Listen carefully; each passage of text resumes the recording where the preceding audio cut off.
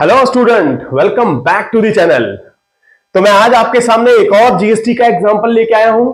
तो इसको करेंगे आज हम और समझेंगे कि किस तरह से वर्किंग नोट्स और एक ट्रांजेक्शन जो कैश डिस्काउंट और ट्रेड डिस्काउंट दोनों ही अवेलेबल है इसके अंदर विद जिसमें हमें पार्ट पेमेंट मिली है। तो हम इसको करेंगे इस ट्रांजेक्शन की हेल्प से, समझेंगे वर्किंग नोट्स को, फिर करेंगे इसको जर्नल एंट्री के फॉर्म में।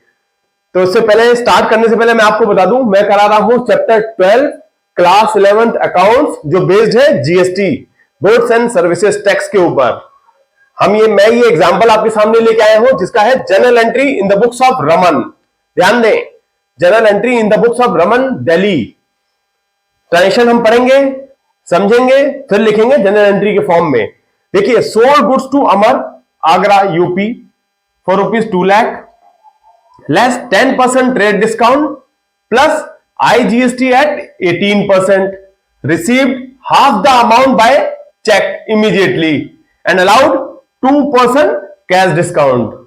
तो बच्चों, सबसे पहले तो ये समझना जरूरी है कि ये इंटरस्टेट सेल है या इंट्रा स्टेट है, विद इन स्टेट है या आउटसाइड स्टेट है। देखिए, सबसे पहले रमन दिल्ली का बंदा और यूपी में सेल हो रही है, सेल की टेंशन है, बिल्कुल क्लियर है। आप लोग जनरल एंट्री भी समझते हैं, विद जीएसटी हम समझेंगे और कॉन्सेप्ट को बिल्कुल पकड़ के रखेंगे कि ये क्या है। देखिए, ये हो रहा है ट्रांजेक्शन दिल्ली टू यूपी, तो ये है इंटर स्टेट सेल, ठीक है, जिसमें चार्ज होता है आईजीएसटी। सबसे पहले हम इसको समझ गए, ठीक है। अब दूसरी चीज, आइए वर्किंग से समझते हैं। सेलिंग हो रही है, हमारा कॉस्ट प्राइस है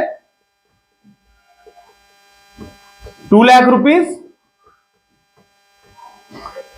जिसमें से 10% ट्रेड डिस्काउंट माइनस हो जाएगा, लेस 10% ट्रेड डिस्काउंट,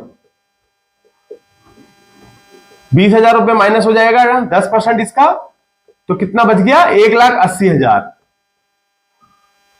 हमारा बेस प्राइस हो गया 1,80,000, जो हम शो करने वाले हैं इसमें जनरल एंट्री के फॉर्म में ट्रेड डिस्काउंट माइनस करने के बाद, ठीक है। सेल प्राइस हमारी 1,80,000। अब ध्यान दें, यहां पर बहुत जो सबसे ज्यादा इंपॉर्टेंट है, जो चेंज है, वो फर्क यही है कि कैश डिस्काउंट हमने 2% अलाउ किया है। ध्यान रहे बच्चों, बहुत इंपॉर्टेंट है कि हम कैश डिस्काउंट भी माइनस करते हैं, बिल्कुल नो डाउट। लेकिन बच्चे यहां पर ज्यादातर गलती ये करने वाले हैं, कैश डिस्काउंट 2 लाख रुपए, कैश प्राइस है 2 लाख रुपए, 10% हमने ट्रेड डिस्काउंट माइनस किया, सेल की वैल्यू 1,80,000 आ गई। अब बच्चे कहीं कंफ्यूज ना होकर के इस 1,80,000 रुपए के ऊपर 2% माइनस कर देंगे, तो होगा ये गलत। ये ध्यान रहे, क्योंकि हमें यहां पर हाफ द अमाउंट, ये बहुत इंपॉर्टेंट लाइन है, ये half the amount by check received, half the amount मतलब क्या हुआ है? देखिए, 90,000 हमें रिसीव हुए, रिसीव्ड, ध्यान दीजिए। और ये 90,000 रुपए, 1,80,000 का 90,000 ये क्रेडिट पे है, जिसका पैसा अभी नहीं आया। तो ध्यान दीजिए, जो पैसा हमें आया होता है कैश डिस्काउंट, उसी पे हम देते हैं कस्टमर को, और वही हमारा खर्चे में भी लिखेंगे डिस्काउंट अलाउड अकाउंट के रूप में। तो ध्यान दीजिए, यहां 90,000 रुपए के ऊपर 2% कैश डिस्काउंट काटेंगे जो कस्टमर को दिया हमने, एट 2%। कितना होगा 90,000 के ऊपर? 1,800 रुपए। ध्यान दीजिए, ये कितना हो गया आपका?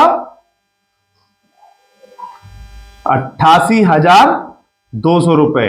आप तो हम इसका 18% लिखेंगे 88,200 का, जिसपे हमने कैश डिस्काउंट देने के बाद जो फिगर आई 18% 15,876 रुपए।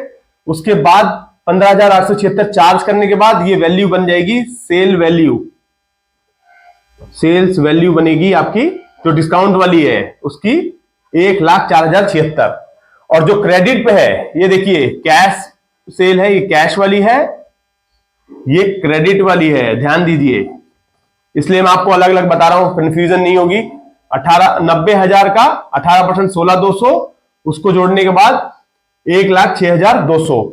देखिए ये अमाउंट तो क्रेडिट है, अभी तक नहीं आया हमारे पास, ये हमारे पास आ गया, ये 50% वाला, half the amount receive by cheque immediately. तो इसका मतलब 1,04,076 बैंक के चेक के थ्रू आ गया। टोटल आईजीएसटी देख लेते हैं। टोटल आईजीएसटी कितना हुआ? 15,876 प्लस 16,200। ये देखिए 16, ये कैश और क्रेडिट दोनों देख लीजिए।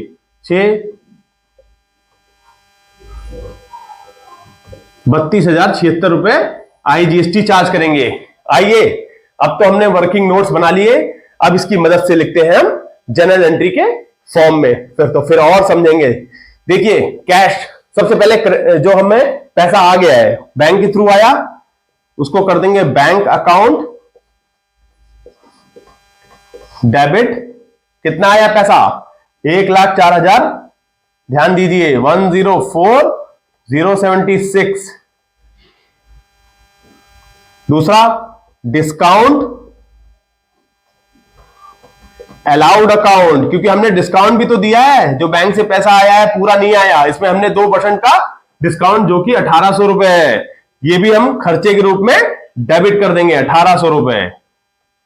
तीसरा डेबिट क्या हो गया? ध्यान दीजिए जो पैसा हमें नहीं मिला है 1,06,200 रुपए क्रेडिट पे है। किसको सेल करी हमने? मिस्टर अमर को। यहां हम अमर के अकाउंट को डेबिट कर देंगे as a debtor, Amar's account debit. इनसे पैसा अभी नहीं मिला है हमें 1,06,200। ध्यान दीजिए बहुत इंपॉर्टेंट है ये, और समझ में अगर आ गया तो ये बहुत इजी बन जाएगा। आपको ये समझना पड़ेगा कि क्यों डेबिट क्यों क्रेडिट। मैं उम्मीद ये करता हूं कि आपको जनरल एंट्री समझ में आ चुकी है, आप फॉलो कर रहे हैं मॉडर्न टेक्निक, डेबिट क्रेडिट के रूल्स आपको पता है। तो इस तरह से हमने 3 ये डेबिट कर दिए। क्रेडिट करते हैं टू सेल्स अकाउंट। माल कितने का बिका है? ध्यान दीजिए ट्रेड डिस्काउंट के बाद जो वैल्यू आती है वो होती है सेल प्राइस। तो यहां पर 1,80,000 को क्रेडिट कर देंगे। दूसरा, सेल के साथ साथ जीएसटी में क्या चलता है? देखिए परचेज के टाइम पे इनपुट चलता है और सेल्स के टाइम पर आउटपुट। तो ये इंटरस्टेट है, यहां लिख देंगे आउटपुट आईजीएसटी अकाउंट। कितना? ये देखिए ये हमने निकाल लिया था 32,076 रुपए, क्योंकि 1,80,000 का हमने माल बेचा और 2 तरीकों से ये जीएसटी की फिगर निकाली है। देखिए एक में तो जीएसटी कैश डिस्काउंट माइनस करने के बाद जो वैल्यू आती है उस पर जीएसटी लगाया, दूसरा सीधा का सीधा 90,000 के ऊपर हमने जीएसटी चार्ज कर लिया। अब इन दोनों जीएसटी की वैल्यू को अगर टोटल करेंगे तो ये हमारी आईजीएसटी जो आउटपुट है हमारी, वो फिगर यहां पर आ गई। तो एक बार देख लेंगे कि डेबिट और क्रेडिट इक्वल है कि नहीं, क्योंकि हम जनरल एंट्री के फॉर्म में पूरा कंप्लीट लिख चुके हैं। देखिए 1,04,076, 1,800, 106,200, ये अगर आप तीनों टोटल करें तो एग्जैक्टली यही फिगर आएगी। करेक्ट, बिल्कुल। तो ये हमारा डेबिट और क्रेडिट बैलेंस है। तो यहां लिख देंगे narration sold goods and trade discount, cash discount on part payment